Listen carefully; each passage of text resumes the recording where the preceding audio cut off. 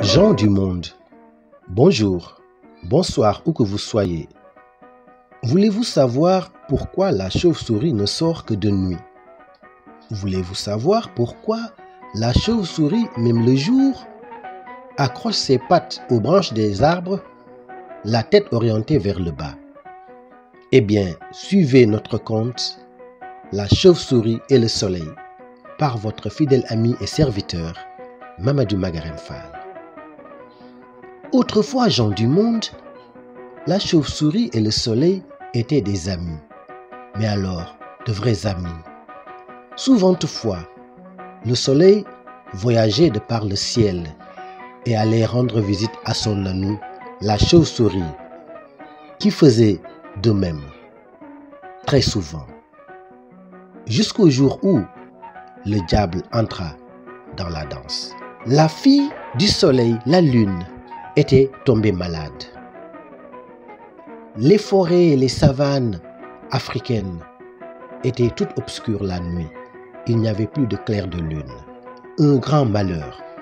Le soleil avait essayé plusieurs guérisseurs, plusieurs féticheurs, mais la maladie de la lune s'aggravait jour après jour.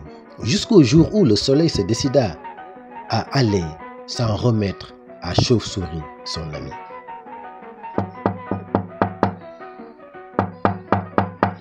Qui est là? C'est moi, soleil. Chauve-souris, ouvre-moi. Bienvenue, soleil. Tu es chez toi. Comment vaut ta visite? Ah, chauve-souris, je suis peiné. Tu sais, tu n'ignores pas que ma fille la lune est malade depuis des mois.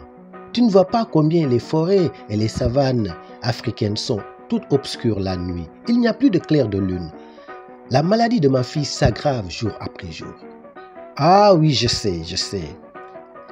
J'ai essayé, moi soleil, plusieurs guérisseurs, plusieurs féticheurs, mais rien n'y fit. La lune est toujours malade. Alors, gens du monde, Chauve-souris fouilla dans sa valise et sortit un gris-gris qu'elle tint à la main.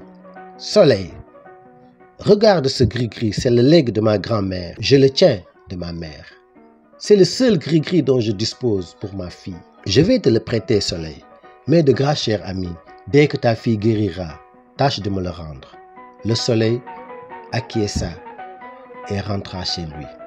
Dès qu'il fit porter le gris-gris à la lune, elle guérit les jours suivants, au grand bonheur du soleil et de toute la terre.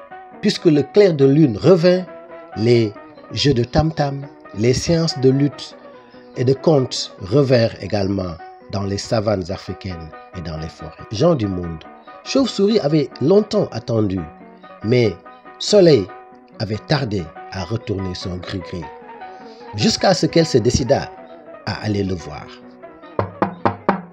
Oui, qui est là? Soleil, c'est moi, Chauve-souris, je suis venu te voir. Ah, bienvenue. Comment vaut ta visite?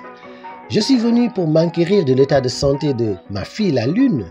Ah, regarde, elle se porte très bien, elle se porte à merveille. Ah, Dieu merci. Soleil, alors qu'en est-il de mon gris-gris? Lequel? Celui que je t'ai prêté. Tu as oublié? Ah, d'accord. Attends, je pense qu'il était là.